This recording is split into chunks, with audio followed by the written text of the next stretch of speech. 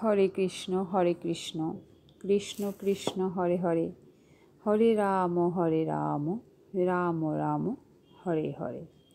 নমস্কার বন্ধুরা, তোমাদের সামনে আরেকটি নতুন ভিডিও নিয়ে এসেছি। আজ আমি যে ব্যাপারে কথা বলবো সেই ব্যাপারটি হলো, একজন পুরুষের 4 জন স্ত্রী আছে। তোমরা যারা পুরুষরা আছো, তোমরা হয়তো একটু ভয় পেয়ে যাচ্ছ যে কি বলছে, কি আজে বাজে কথা বলছে।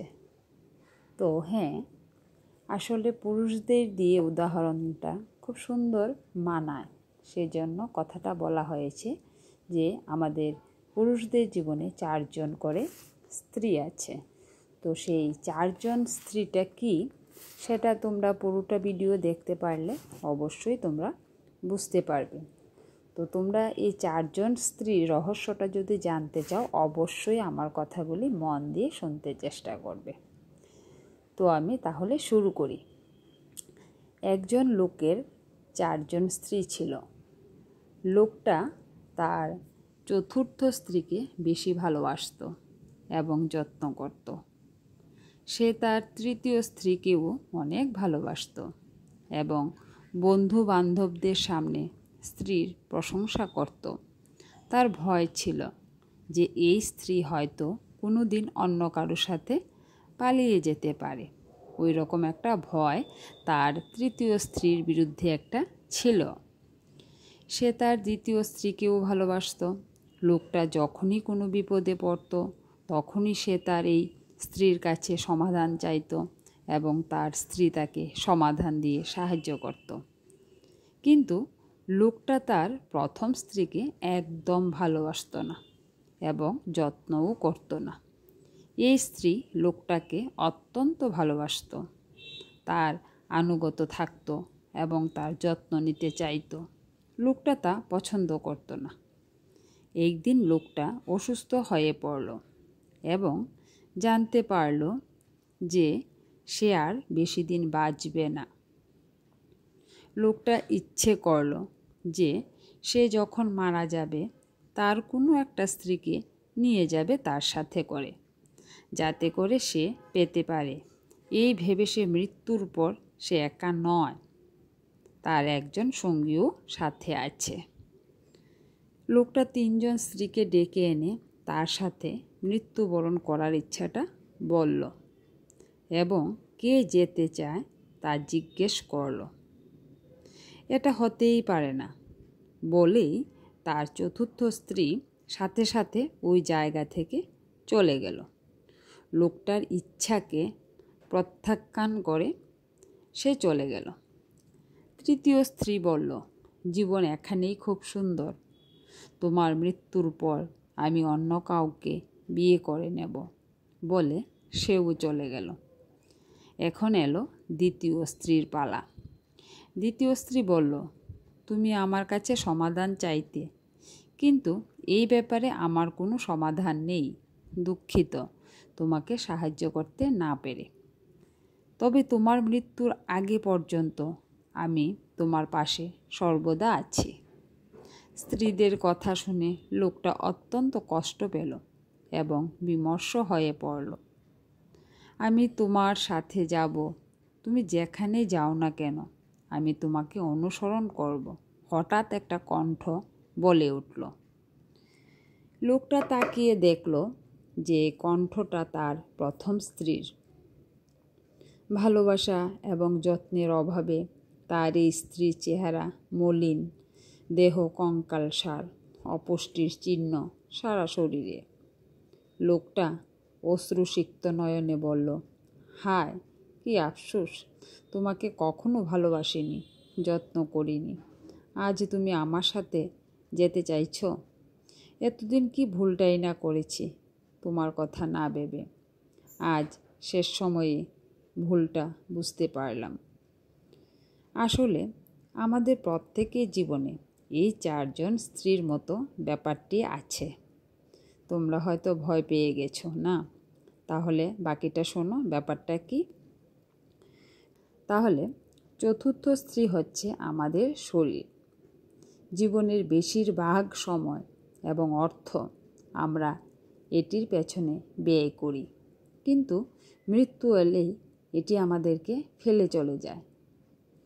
তৃতীয় স্ত্রী হচ্ছে আমাদের ধন সম্পত্তি, টাকা পয়সা, সুনাম এবং মালিকানা, যা আমরা অন্যদের দেখিয়ে বেড়াই। মৃত্যুর পর এগুলি অন্যদের কাছে চলে যায়। দ্বিতীয় স্ত্রী হচ্ছে আমাদের পরিবার এবং বন্ধু বান্ধব। এরা আমাদেরকে নানা বিপদে আপদে সাহায্য করে এবং মৃত্যুর আগ পর্যন্ত আমাদের পাশে থাকে। আর প্রথম স্ত্রী হচ্ছে আমাদের আত্মা। পার্থিব সুখ, শান্তি, আনন্দ ও সম্পদের পিছে ছুটতে ছুটতে আমরা আত্মার কথা ভুলে যাই। আত্মার খোরাক মেটাতে পারি না, যত্ন নিতে পারি না, ভালোবাসি না। কিন্তু এটি একমাত্র জিনিস যা আমাদের প্রত্যেকটা কাজে আমাদের অনুসরণ করে, যেখানেই যাই আমাদের পাশে থাকে এবং মৃত্যুর পরেও পরলৌকিক জীবনে আমাদেরকে বাঁচিয়ে রাখে। তো বন্ধুরা, লেখাটি সংগৃহীত, কৃতজ্ঞতা স্বীকার করেছেন কল্পনা সরকার। তো আমি যে বলেছি যে আমাদের পুরুষদের জীবনে 4 জন করে স্ত্রী আছে, আসলে পুরুষদের সাথে উদাহরণটা একদম সুন্দরভাবে যাচ্ছে, তাই বলা হয়েছে। তো এইরকম 4টি ব্যাপার শুধু পুরুষ না, পুরুষ মহিলা প্রত্যেকের জীবনেই আছে।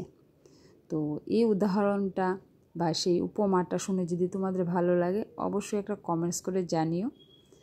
তো এখন আমি আরেকটা ব্যাপারে কথা বলছি।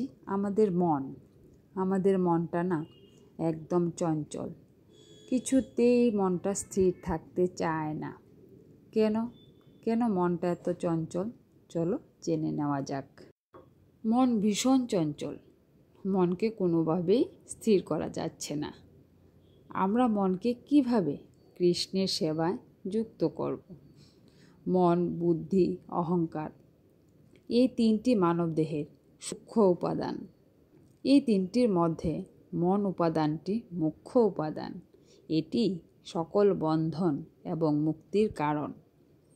তাই শাস্ত্রে মনকে পরাবর বলে বর্ণনা করা হয়েছে। পর মানে হচ্ছে দিব্য এবং অবর মানে জড়। মন যখন ভগবানের সেবায় যুক্ত হয় তখন তাকে বলা হয় পর। মন যখন জড় ইন্দ্রিয় সুখ ভোগে লিপ্ত হয় তখন তাকে বলা হয় অবর। বর্তমানে জড়জগতের এই বদ্ধ অবস্থায় আমাদের মন সম্পূর্ণরূপে ইন্দ্রিয় তৃপ্তির চেষ্টায় মগ্ন। সর্বদা মন শুধু কৃষ্ণ ভক্তির প্রতিকূলতার দিকে ধাবিত হয়। না চাইতেও অনেক শাস্ত্রবিরুদ্ধ আচরণ ঘটে যায়। আমরা নিজেরাও বারবার এর শিকার হয়েছি। আমরা জানি যে এটা ঠিক না, এটা করা ঠিক হবে না, তবু মনের আবেশে বদ্ধ হয়ে শেষে ওই ভুল কাজটাই আমরা করে বসি। কুরুক্ষেত্র যুদ্ধের ময়দানে অর্জুন ভগবান শ্রীকৃষ্ণকে বলেছিলেন, হে সখা, আমার এই ধনুকের তীর ধারা আমি বায়ুদেবকে পর্যন্ত স্থির করে দিতে পারি, কিন্তু মনকে স্থির করতে পারছি না। আমার মন অনেক চঞ্চল। অর্জুন এবং ভগবানের এই বাক্যালাপ থেকে বোঝা যাচ্ছে মনকে বশ করা মোটেই সহজ কার্য নয়। মনকে স্থির রেখে ভগবানের সেবায় লাগানোর একটি মাত্র মাধ্যম রয়েছে, তা হলো মনকে অবশ্যই কৃষ্ণ ভাবনার দ্বারা নিয়ন্ত্রণ করতে হবে। কৃষ্ণের বাণী প্রচার করে, কৃষ্ণের মহিমা কীর্তন করে অথবা কৃষ্ণ প্রসাদ গ্রহণ করে জীবের সদ্ব্যবহার করা যেতে পারে।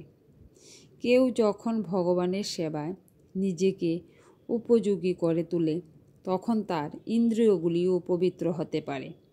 ইন্দ্রিয়গুলি যখন পবিত্র হয় তখন সমগ্র অস্তিত্ব পবিত্র হয়ে যায় এবং জীবের উপাধিও পবিত্র হয়।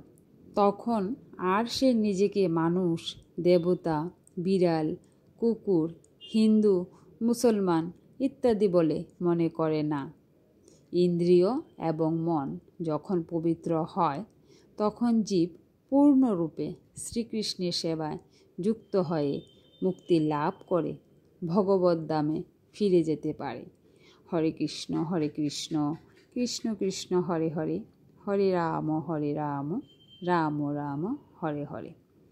বন্ধুরা, কথাগুলি শুনে যদি ভালো লাগে তো অবশ্যই পাশে থাকবেন এবং আমাকে একটু উৎসাহ দেবেন। তাহলে আবার তোমাদের সাথে দেখা হচ্ছে নতুন একটা ভিডিওতে।